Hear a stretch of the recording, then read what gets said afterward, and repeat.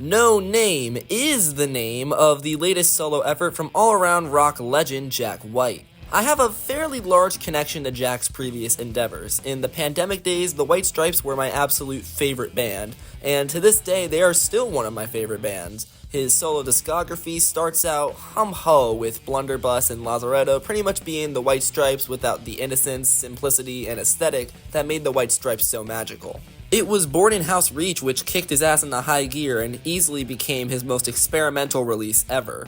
After such a massive shift, he kept the weirdness of sound but moved back to a regular structure on his 2022 double release. While Entering Heaven Alive was pretty good, it was Fear of the Dawn which became to date my favorite solo album of his. It's so constantly intense and filled with fuzz, bizarre synth sounds, and Q-tip for some reason. Also on Fear of the Dawn, Jack White used Miku's stomp pedal for a solo, so it's an instant 15 out of 10 best album of all time. This album's rollout has been very quick and bizarre. Copies of it began coming free with any purchase at Third Man Records stores with the intentions of the owner ripping it onto YouTube or other sites. And rip people did. The album found its way to YouTube pretty much immediately to a shocked audience. Of course, a few weeks later, the album did make its way to streaming, but just this initial strategy shows that Jack White still refuses to conform to music norms. Whether it's policing phones at concerts to an annoying degree, or consistently making bizarre and sudden vinyl records, Jack White is old school, in a good way, and he sticks to his guns aggressively.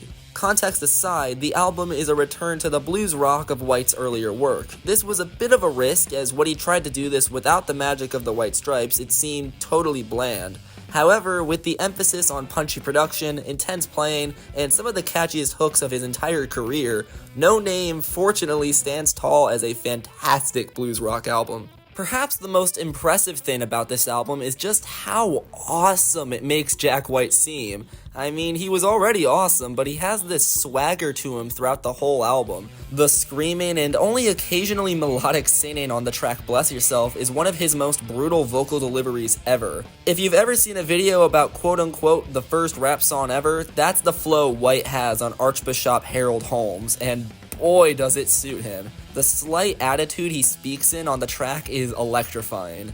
The bridge to What's the Rumpus has this perfect oh, oh, oh, oh, oh, oh, repeating and repeating. The voice in which he sings this is so specific, and it almost seems to be laced with sarcasm, and it is so catchy.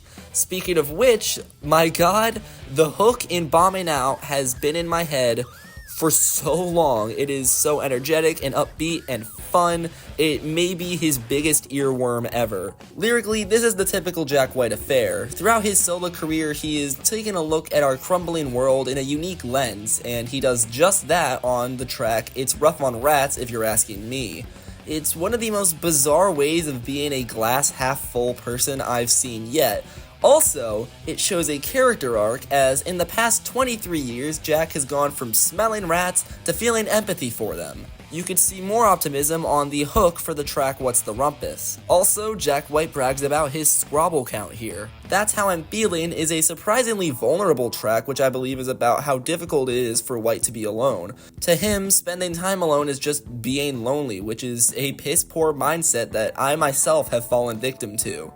I will admit, many times Jack White is very pretentious, like on Archbishop Harold Holmes, where he views himself as the savior of the music industry in corporate America. However, while I'd hate most artists for this, Jack White is the kind of artist that gets a pass. Not that I believe he's some miracle artist here to save the music industry, but he's been around long enough and has made enough great music to kind of earn that pretentiousness.